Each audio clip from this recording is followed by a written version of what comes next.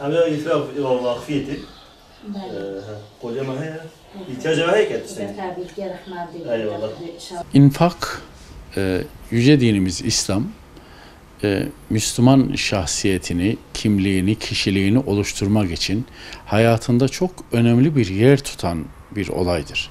Yani infak, zekat, sadaka, infak, Kur'an-ı Kerim'in 200'den fazla ayet-i kerimesinde zikredilen ve Müslümanın hayatında çok önemli bir yer tutan bir yardım mekanizmasıdır. İnfakla Müslüman kardeşlerinin ihtiyacını hatırlar.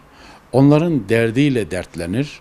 Onların ihtiyaçlarını hatırladığı için Allah'ın kendisine ihsan olarak lütfettiği maldan veya imkanlardan başkalarını yararlandırır.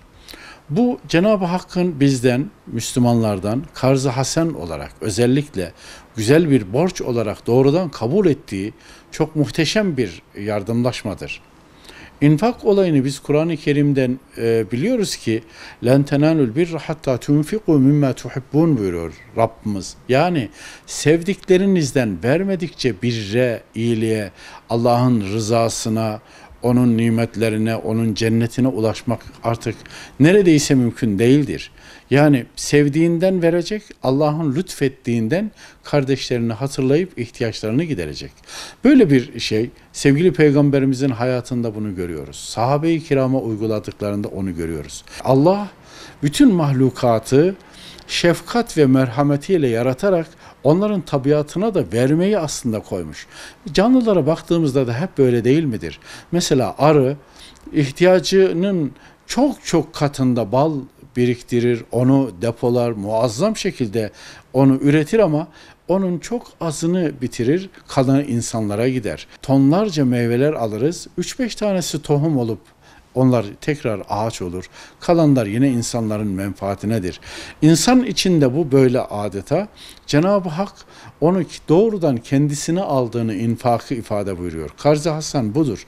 Ve böyle olunca onun karşılığı Allah'ın rızası olarak, birri Allah'ın rızası olarak, onun nimetlerine ulaşma olarak kabul ederiz.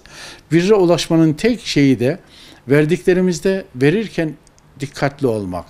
Verdiğimiz insanı asla incitmemek, gönlünü kırmamak, onun toplum içerisinde çok önemli bir şahsiyet, onuru, gururu olan bir şahsiyet olduğunu bilerek ona adeta sağ elin verdiğini sol elin bilmeyeceği şekilde özenle vermek, gizli vermek.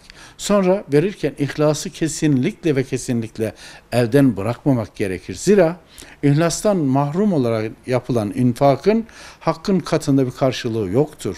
Cenab-ı Hakk'a verilen, onun adına yapılan, ihlasla yapılan infak karşılığı olarak ona çok kat dönecek.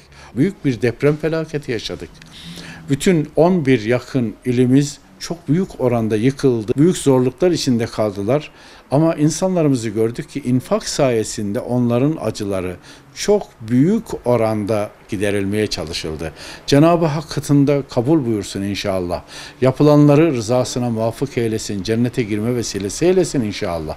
Bu insanlar, bizim insanımız yanında olanları verir. Hatta infakta canından verme var. Sahabe-i kiramın mübarek hayatlarına baktığımızda bunları biz görüyoruz.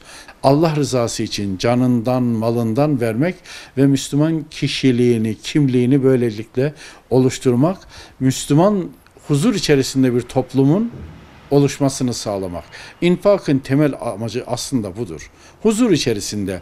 Sevgili Peygamberimiz sallallahu aleyhi ve sellem'in hayatında bir gün ashaba konuşurken verilenleri küçümsemeyin diye uyarıda bulunur sevgili Peygamberimiz. Az olursa onu asla küçümsemeyin. 2 dinarı olan birisine yardımdan 1 dinarı verdiğinde 200 dinar verene karşılık malından 1 dinar veren kazandı buyurmuştur sevgili Peygamberimiz sallallahu aleyhi ve sellem. Zira o malının yarısını vermiş, diğeri çok zengin, onun içerisinden yanına giderek 200 dinarlık yardım etmiştir. Cenab-ı Hak miktarın çokluğundan ziyade ne kadarını verdiğini ve nasıl verdiğine bakar. İhlasla, samimiyetle ve malından Allah rızası için verenler kazançlı olacak ve Allah'ın rızasına Allah'ın izniyle ulaşacaklardır.